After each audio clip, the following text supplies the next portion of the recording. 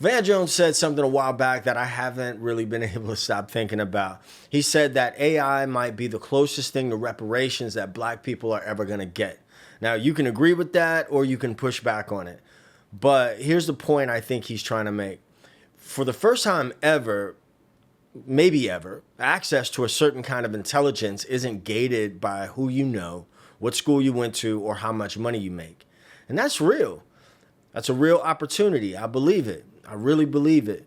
But here's also what I see. Every single day online, there's another tool, another breakdown of the top 10 apps you need to know right now, another comparison, another workflow, another thing that you're supposedly missing. What I've watched happen, and honestly, what has sometimes happened to me, is that all the noise doesn't create momentum, it creates paralysis. People who want to engage with this technology get overwhelmed and then they stop. And if you stop, if the tools paralyze you, the equalizer doesn't work. So that's what this video is about, the real opportunity, the real cost, and what I think might be actually in the way. Now, this video isn't just for educators, although if you're an educator, stay with me because I think this is gonna hit close to home. This is for anybody who has watched AI explode and felt more confused than equipped. If you've ever been on YouTube and seen 47 videos about AI tools and then you closed your laptop with no clearer direction than when you started, you are exactly who I'm talking to. Now, I'm not trying to add to that noise. I really want to name what I think is actually happening and then talk about what I think it takes. By the way, my name is Ted Gould. I'm a musician, a former classroom teacher and tech integration coach. I'm an AI enthusiast, communicator, strategist, and builder. But I'm not just interested in new tools and toys. I'm interested in what's actually equitable and what's actually useful. And those are not always the same thing. Welcome to the AI Liberation Lab. Let me start with what I believe. AI has the potential to be an equalizer in a way that few technologies have. I'm with Van Jones on that. But think about the access and what access to capable AI means. It means a first-generation college student can get feedback on their writing without paying for a tutor. It means that a small business owner in a neighborhood that never had access to legal or financial advice can get a starting point. It means that a kid in an under-resourced school can ask questions as many times as they need to, in as many ways as they need to, without feeling embarrassed. And that's pretty significant. When Van Jones said what he said, I think that's the possibility that he's gesturing towards. A technology that doesn't require permission from an institution or anybody. Technology that doesn't ask for a credential first. I believe in this possibility, I really do, but I'm also paying attention. So let me ask you something directly. When's the last time that you sat down and actually used an AI tool? Not watched a video about it, not read a thread about it, but actually used it. And then, what stopped you? Here's what I think is happening online right now. The people creating content about AI, and I'm going to include myself in this conversation, they have an incentive to cover new things, new tools, new features, new workflows. That's what gets clicks. And so what gets proliferated is volume, right? This tool for writing, this tool for images, this tool for research, this tool for summarizing, this one for scheduling. This tool just dropped and then everything changes. And you know what that does to somebody who's already trying to figure out where to start. It makes starting feel impossible because every time you're about to commit to learning something, there's something else. Then you wonder if you're already behind. Then you close the tab. That's not a personal failure, but what it is a predictable response to an overwhelming information environment, right? The problem isn't that people don't want to learn. The problem is that the entry point keeps moving. Now I want to talk about something I think most people are not talking about in these AI conversations, and it feels a little bit uncomfortable. AI requires literacy. Baseline literacy. The ability to read, the ability to write, the ability to communicate an idea clearly enough that a tool can do something useful with it. And that's not a small thing. Here's where the data gets uncomfortable. According to the 2024 Nations Report Card, this is the largest national assessment we have. Fewer than 1 in 3 students are reading at grade level in both 4th and 8th grade. Now let that sit in for a second. Less than a third, and that's the national average. When you break it down by income, which is really what we're talking about when we talk about equity, the numbers get a bit sharper. Among the wealthiest 4th graders in the country, 77% are reading above the national average. And among the lowest income 4th graders, 34%. That's not a gap, that's a canyon. And now, the schools serving those low income kids, Title I schools. 3 out of 4 black children in this country attend a Title I school. Nearly 3 out of 4 Latino children. Same number for Native American kids. So when we talk about the communities AI could help most, those are the communities where reading is the furthest behind. And that's before COVID. So remember what Van Jones said, the closest thing to reparations, right? Here's what that requires that nobody's putting into the pitch. COVID didn't necessarily create the problem, and I want to be clear about that, but it did make it dramatically worse, and the recovery just hasn't been equal.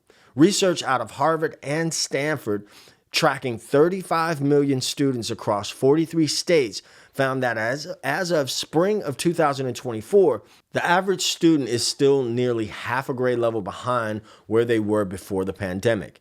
In math, students recovered about a third of what they lost. In reading, 1/4. And the gap between what was lost and what was recovered, it widened by 36% in reading between 2023 and 2024. So we're not bouncing back, we're actually falling further behind. And here's where that part connects directly to the AI conversation. The highest income school districts were nearly 4 times more likely to have recovered in both math and reading than the lowest income districts. 4 times. So the kids who already had the most are recovering the fastest, and the kids who had the least are still losing ground. Now you add AI on top of that. Here's the thing about AI tools. The way they work, you put something in, you get something out. The quality of what you get is directly tied to the quality of what you put in. That means knowing how to frame a question, knowing how to describe what you need, knowing how to read a response and evaluate whether it's actually useful. That's a literacy skill. And it's not just the kids we're talking about. A 2023 Department of Education study found that 28% of United States adults scored at or below level 1 in literacy. Level 1 means that you can handle simple sentences. Anything multi-step, you struggle. And that number is up 9 points since 2017. So we have a technology whose power scales with your ability to communicate, landing in a country where more than a quarter of adults are already struggling to navigate written information. That's not a technology problem. That's a literacy problem wearing a technology suit. And if we don't name that, if we just keep pushing tools at people without addressing the prerequisite, we're not closing the gap, we're encoding it. So let me tell you what I've actually seen work, because I've been in rooms where this plays out. Real rooms with real people, not a case study, not a LinkedIn post. And what I've seen is this. The people who are actually getting value from AI are not the ones with the most tools. They're the ones who learned how to talk to them. That's it. And I know that sounds simple, but think about what this actually means. Knowing how to ask a question precisely, that's a skill. Knowing how to take a bad answer, figure out why it's bad, that's a skill.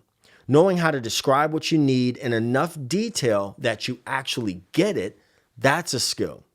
And those skills have another name. They're called literacy skills: reading, writing, communicating clearly. The same skills that have always been the difference between access and locked out. So here's the thing that nobody wants to say in a positive AI video. We cannot hand these tools to communities that have been systematically underinvested in for generations, communities where 3 out of 4 Black kids are in schools that are still below where they were before COVID, and call it liberation or reparation. Not without addressing the prerequisite, not without sitting with people and saying, let's learn how to communicate with this thing better. Let's build that skill, because it is buildable. That's the work. And I want to be honest with you, that work is slower than a tool recommendation. It doesn't make a good thumbnail. It doesn't get 47 clicks, but it's the only version of this that actually closes the gap instead of renaming it. So if you work with under-resourced communities, if you're an educator, an administrator, a program director, a parent, I'm going to ask you to do something harder than downloading an app. Find one person in your world who has been told that this technology is for them, but has never been shown how to actually use it. Not handed a tool, shown. Sit with them, ask them what they need, and help them find the words. That's how the equalizer actually works.